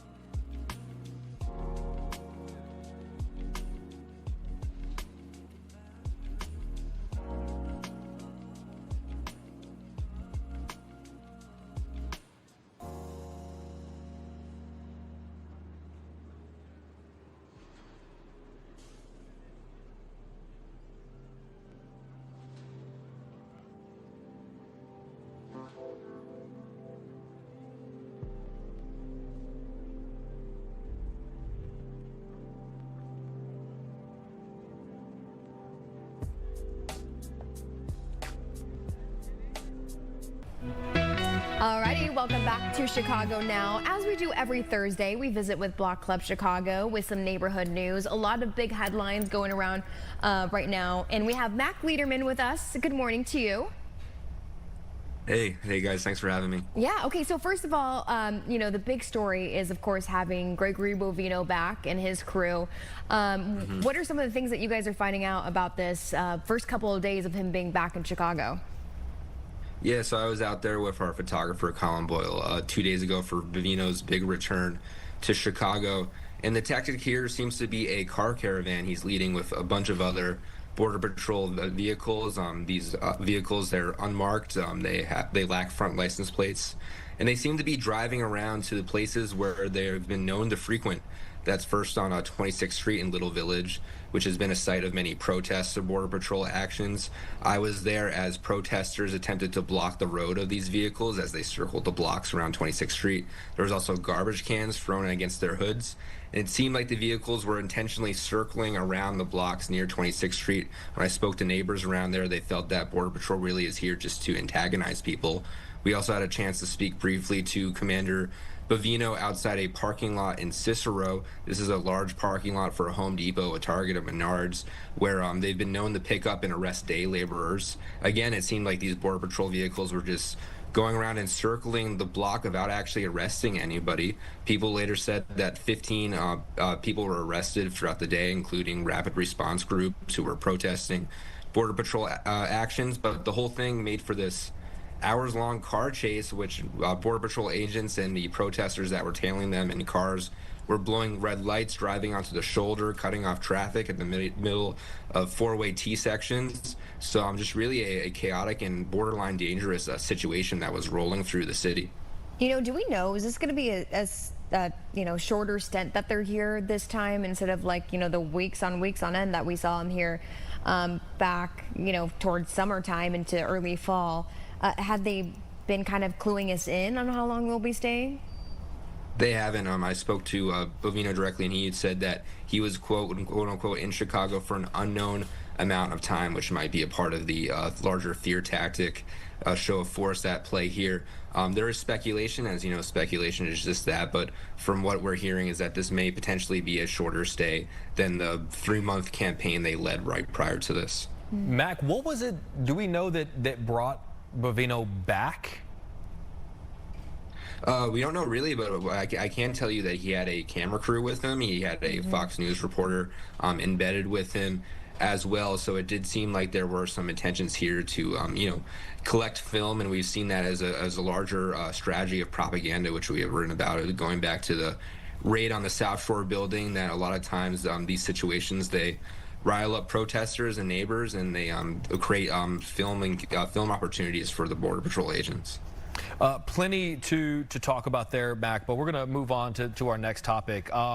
It's sounding like there are some neighbors who are rallying around a bar in Lakeview after some burglars stole donated presents for families that were in need. What's going on there? Yeah, on the topic of stealing joy, we could talk about the Grinch here. So this is a cocktail bar in Lakeview called Olive Black Chicago. They're known for their martinis, but they're also known for their annual giving tree, where their regulars and guests can come in and put a present underneath their tree, which are donated to families in need in the area. Around 3 a.m., burglars broke into the bar, and they stole all the presents from underneath the tree and left. And all this is caught on video, actually, which I see you're playing here. And since then, the regulars of the bar and the Lakeview neighbors have rallied around the business, and they started a GoFundMe to you know, keep the Christmas spirit going and get more presents for folks in the neighborhood who need them. And so far, they've raised over $3,000, which is a good start. Wow, that's awesome. And it looks like they also have a benefit that's going to be happening to help replace some of those gifts that were stolen. Yeah, I believe so. I'm a little more blurry on those details, but my colleague Patrick Philbin was reporting the story, and I'm certainly sure he'll be there, as Block Club is out there on the streets, to follow through on stories like this. Yeah, definitely check it out. Reading here that there's actually a GoFundMe page that's going to cover all the costs of the repairs and the security upgrades, because you would imagine, you know, them breaking in is going to cause damage to the bar. So, like, they're, as much as they are making sure that they're giving back in regards to presents to families in need, it's nice that they're actually kind of being helped out as well, because I'd imagine they did receive some damage from this break-in.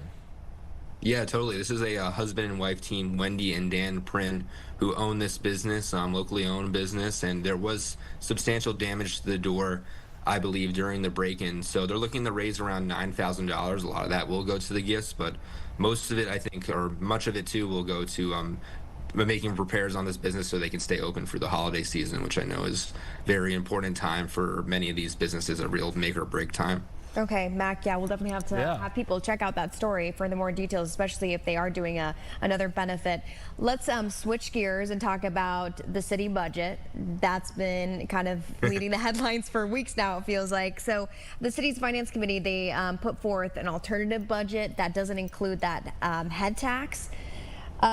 Let's talk about it. You know, what are you guys finding some of the reaction is to this new advancement? Yeah, so my colleague Quinn Myers has been at City Hall over the last week. They've been meeting about this pretty much every day. They're meeting again today. And so far, this alternative proposal from the Chicago City Council has substantially more wind in its sails than anything the mayor has proposed so far. It's already advanced through 2 committees and is now expected to go up for a final vote, potentially Saturday, maybe even sooner. We're not so sure, but this budget includes what the mayor might describe as regressive taxes. One includes legalizing video gaming machines. They also want to raise the tax on liquor to up to 1.5% on liquor and beer sales. They want to expand congestion zones for ride shares, which are surcharges the city puts on Lyfts and Ubers. And they're open to doing other things like placing ads on city-owned bridges and light poles and homes up near bridges. So a lot of ideas really here being floated in the air. The mayor's team, though, is already out there saying that this budget, if currently passed, would leave a $163 million shortfall. So it doesn't fully complete what they're trying to fill with the corporate head tax. But it's going to be an uphill climb here for the city council members to have this alternative proposal, because they would need to potentially prevent a mayoral veto. So they need 34 votes to prevent the mayor from vetoing any budget they pass. If they get anything less than that, 29 votes is only needed to pass the budget. They still would have to go for the desk of the mayor. So this looks like it's a situation that's going to continue unfolding for quite some time. Matt, correct me if I'm wrong, this proposal, I feel like one of the big headlines that I heard coming out of it was the increase in a shopping bag fee. Is that right? Yeah, I'm not quite sure if the shopping bag fee is still attached, but I do know that it did originally include a garbage bag fee, and that has since been dropped. So it's substantially raising the cost it would take for people to get their garbage taken out. Yeah, you know, and I think you're right, Jake. I remember hearing on the radio saying it's going from 10 cents to maybe 15 cents. 15 is what I saw, yeah, 15 cents. Yeah, that's it. That's what I'm saying here. Yeah. It adds up, it does. And then also it's interesting too, Mac, just to get a little bit deeper into some of the things that you mentioned, putting some of those ads on bridges, on light poles and such, because we know that that's been something they've wanted to avoid, because they want to keep, you know, the beautiful city bridges as they are, appreciate the architecture. Right? What have been some of the reaction maybe from community members or even different alderpersons about this new budget proposal? Well, I think, you know, the more progressive alder people in line with the mayor, there are a few swing voters, I would say, in the mayor's progressive caucus that could side with the larger city council here. But they say that all these taxes, you know, they're targeting the lowest income Chicagoans, raising the cents on your grocery bags, raising the cents on beer and liquor sales, putting billboards everywhere and maybe making Chicago look more like the outfield of Guaranteed Rate Field or something. You know, that's a lot of people are a little bit more unhappy about that. But we also have this very looming pension problem, and what the city council is really riding on here is saying that, you know, this new tax, our plan here will allow us to pay off the pensions for our firefighters and our police officers, which has been a gaping hole in city budgets that's been punted down the road for many years. So I think they're riding for some more popularity along that, but I also think many people are not going to like to see that their taxes on their Ubers and their grocery shopping is going to keep going up as well.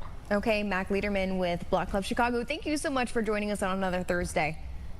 All right, thank you guys for having me. All right, all those top headlines. We're glad that he's able to put it in layman's terms and give us all the details. They've got such a great team over there doing amazing work. Speaking about a few minutes, give us just a second. We're going to come back and we're going to have a Zoom about sleep problems, especially during the holidays. It's so interesting. We'll see you in a second.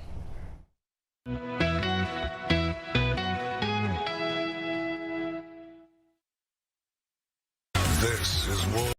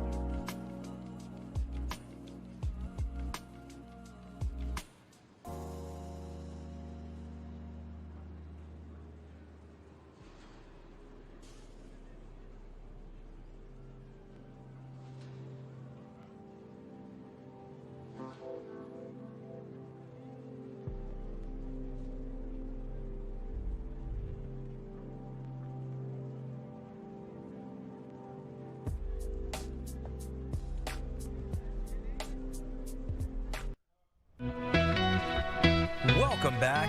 Just a little past 11:37. You know, because it is the holiday season. As joyful and happy as these times can be, they can also lead to stress because you got a lot of travel anxieties. You got to worry about a disrupted schedule. Thinking you got presents and who gets this and who gets that and big yes, and it's a lot of things to think about in a very short amount of time. Yeah. Which ultimately can end up resulting in sort of maybe some sleep problems, some disruption in your ability to get a good night's rest, which, you know, if any of us can do that throughout the year.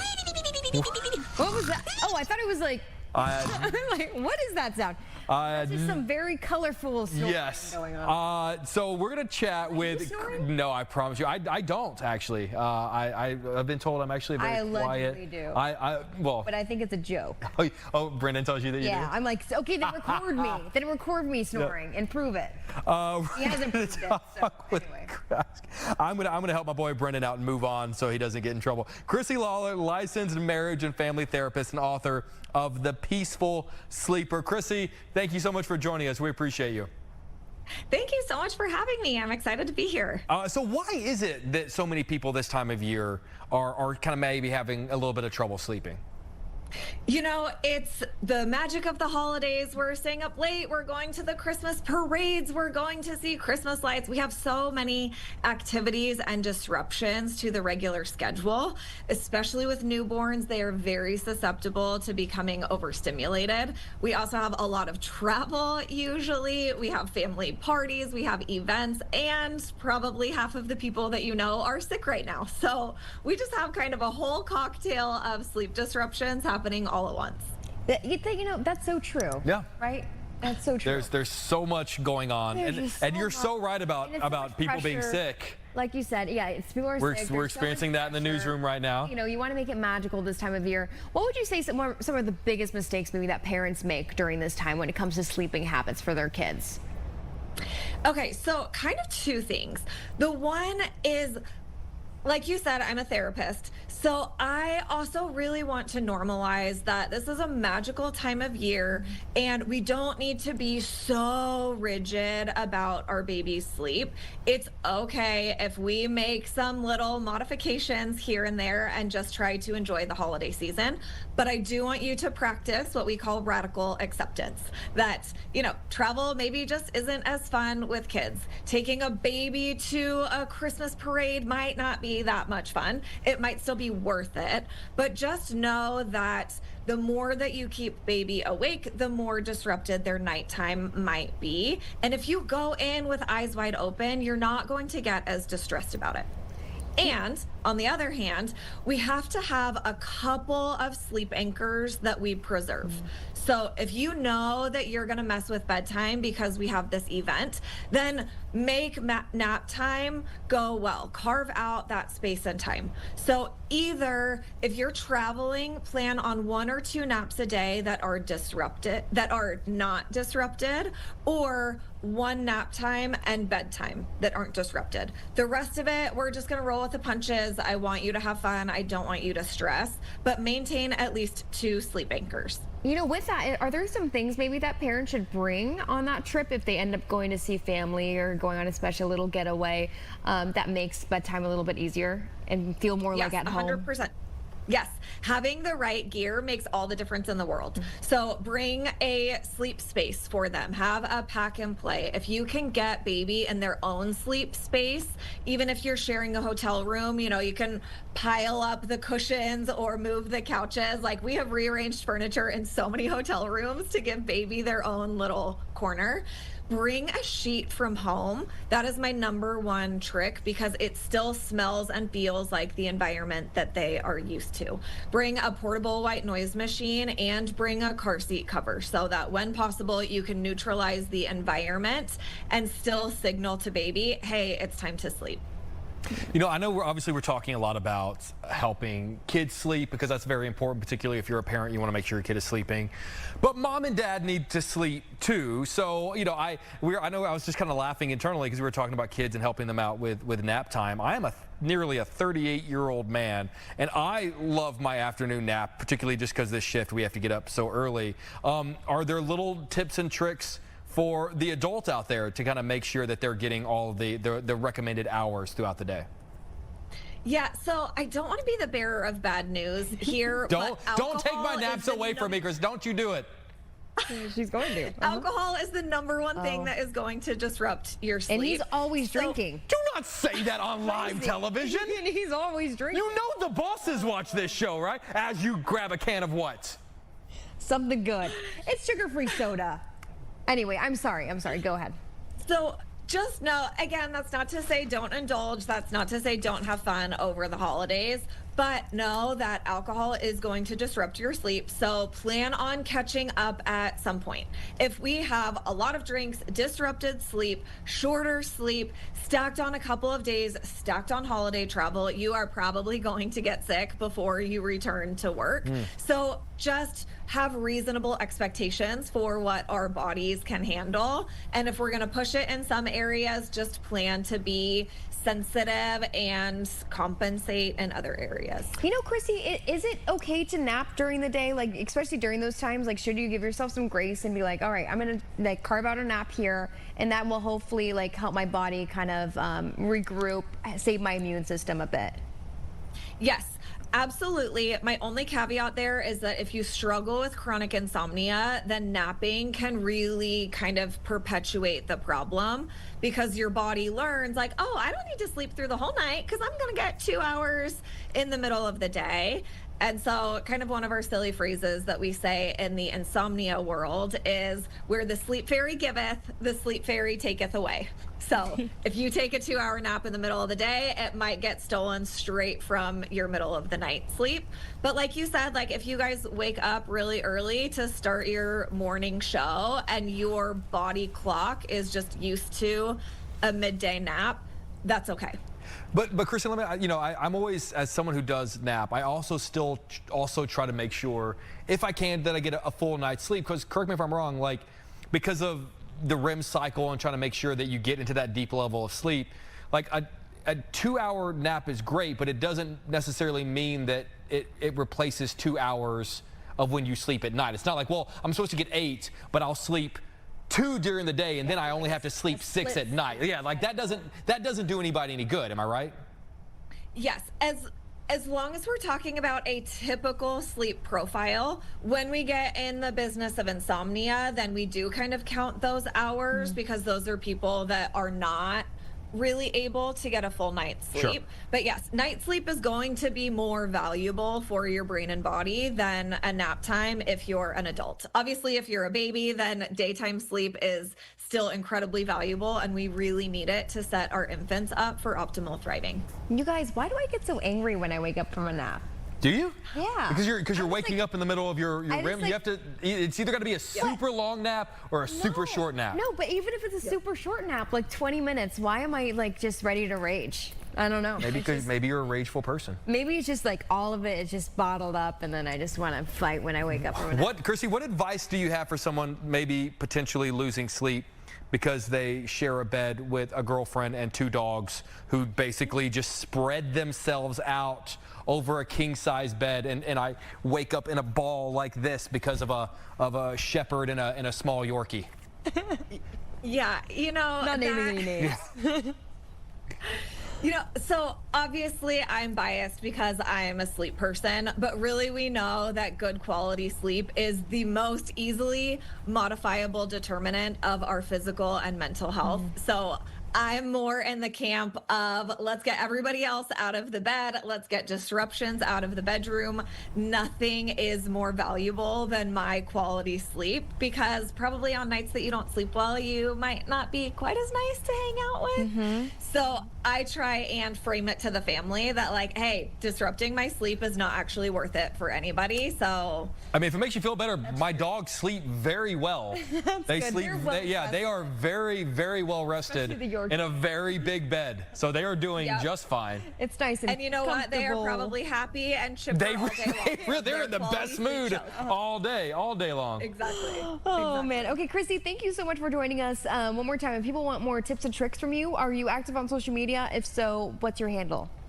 Yes, handle is The Peaceful Sleeper, the.peaceful.sleeper. We have an app, we have a website, we have tons of free sleep tips, and the book comes out in March, so you can pre-order that now. Okay, and what is that book called? It's called The Peaceful Sleeper. Awesome. Okay, nice and easy for everybody. Thank you so much, Chrissy. We appreciate you. Thank you so much. We're going to have you back Hey, on. thanks for having me. Happy holidays to you. You too. All right, we're going to be switching gears a little bit and talking about that horrible attack over in Australia.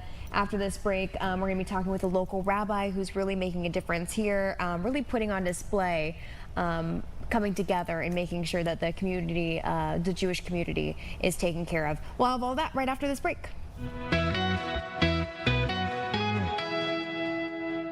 Good news for people with Medicare in Chicago.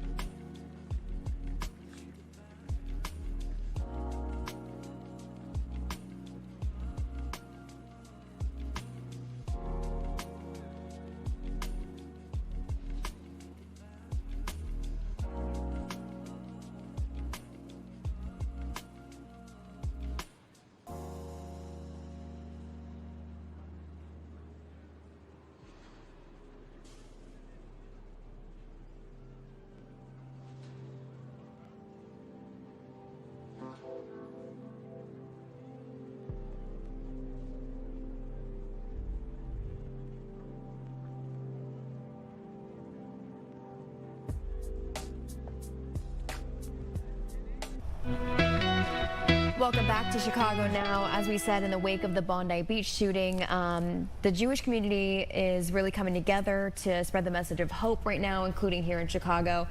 So we have Rabbi Kagan of Chabad River North and Fulton Market joining us right now. I know that you're doing a big display for folks here in Chicago, including what's right behind you. Thank you for joining us. And tell us what you have with the Cybertruck, right, that's going around with that beautiful big menorah. Well, good morning. And Sunday morning, like many of us, I woke up to the terrible news and unfortunately hit very close to home. The event there was organized by a colleague of mine, Rabbi Eli Schlenger, someone I've worked with on several projects. And to hear the terrible news, obviously broke my heart. Heart is still broken.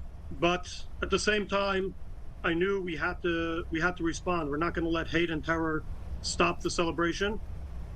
So I wanted to come up with something different, something exciting. Reached out to my friend Steve, the CEO at Cameo. I knew he had the Cybertruck. I figured if we put a menorah on the back of the Cybertruck, it would send a very clear and loud message to the streets of Chicago that we're not backing down. That light will always triumph, and the message will always be loud and clear.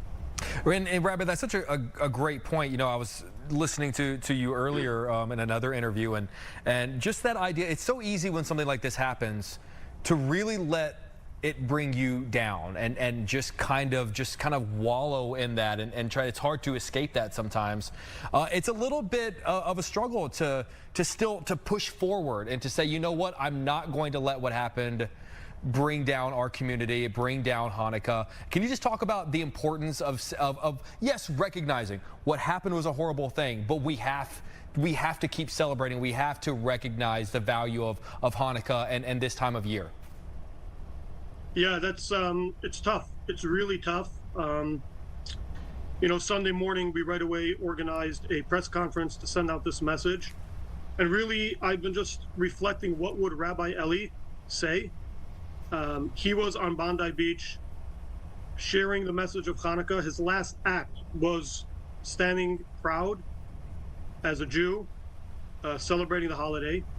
And we're not going to let that stop. We have to just continue it. Yes, our hearts are broken and shattered, and we're doing what we can to support the families and the victims. It's terrible. But we have to march forward. And this is really the message of Hanukkah, which comes in the winter months, when it's cold and it's dark, yet we find a way to find the light. And that's the story of Hanukkah. And really, this is a message that my spiritual guide and mentor, the Lubavitcher Rebbe of blessed memory, championed all of his life and leadership. Was it could be dark outside and we feel the pain, but we have marching orders and we march on. Rabbi, I'm so sorry about your loss. I'm sorry to hear about this terrible act that was, against Jewish people trying to celebrate this, sacred holiday. What has been some of the reaction to you going around Chicago and people seeing you on the street with this, again, beautiful light up menorah and smiling faces up front? The reaction has been tremendous. People are stopping us, coming over to the truck. We've had members of our community, young adults, come with us in the truck to spread this message, and people are loving it. People are responding. We're handing out menorahs so people can light at home, which is obviously the most important way to respond, is to take out your menorah and light it and continue celebrating. So thank God the response has been tremendous, really positive, and the message is resonating. And Rabbi, I think another aspect of... No, please, go. Yeah. No, continue, please. I think another aspect of the story is how this all came together. Steve and the team at Cameo, they're not Jewish, but they stepped up for the Jewish community and said, we're going to do this together. And it's just a message of unity and love, and that we're not backing down. And this is not just Jewish people, this is everyone. All good humans are stepping up and saying, we will not let terror reign. We're going to ensure the Jewish community can be loud and proud and out there the way it's meant to be. I think that's actually a really interesting point. And just to follow up really quickly, you don't have to be Jewish to to want to help out and to want to honor the victims and to want to celebrate this time of year. Like you use the word unity, which I think is such a great word to use 365 days a year, but particularly right now and what's going on with the world. It's kind of a reminder of like, whether you're Jewish or not, it doesn't mean that there needs to be any kind of a divider in between. Am I right? Exactly. This is not a Jewish problem. This is something we need to stand up to together that ensure all people can celebrate their traditions proudly. I mean, that's what America's built on. This is kind of a big part of Hanukkah. You see the menorahs going up at city halls and village halls, community centers, offices, all over. Everyone is celebrating Hanukkah, and we need to make sure that it continues to be that way. We can't let the hate and the negativity stop us. It's a struggle. I mean, there are Jewish families that are afraid, but our job as faith leaders and rabbis is to put ourselves out there. Obviously take the security precautions needed, but we have to be out there on the streets and sending a clear and loud message that we're not backing down. We're here, we're celebrating, we're proud, we have a message to share with the world, and we can't stop. You know, quickly, I know that you're known as a Chicago tech rabbi, and that, of course, you're taking this on the streets, but you've been, you know, spreading the word online for a while. You know, how important is that you're changing your ways of how you communicate with people, how you, you know, attract people through online versus, you know, as you did maybe 10, 20 years ago? Well, look, we gotta meet the people where they are.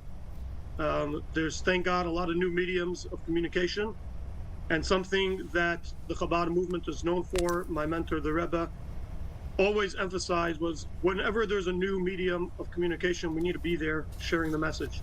That's why it's created. It's not created just for the fun. It's created to share the important messages of life that even in the darkest times, we spread light. So we utilize whatever we can to bring the message. All right, well, Rabbi, thank you so much for your time. We really do appreciate it. Happy Hanukkah to you. We will have you on again and keep on spreading your word. Thank you for doing this, for sharing the story. Of course. Thank you for what you do. I liked his message, even the darkness. Yes, I know, horrible things that happened over the weekend in Australia. Well, we hope that you're having a happy holiday season amongst all the craziness that's happening in our world. We're thinking of you at home. We appreciate you watching us. And we'll be back tomorrow on Friday, last day of the work week, people. Make Thursday great and make Friday even better. We will see you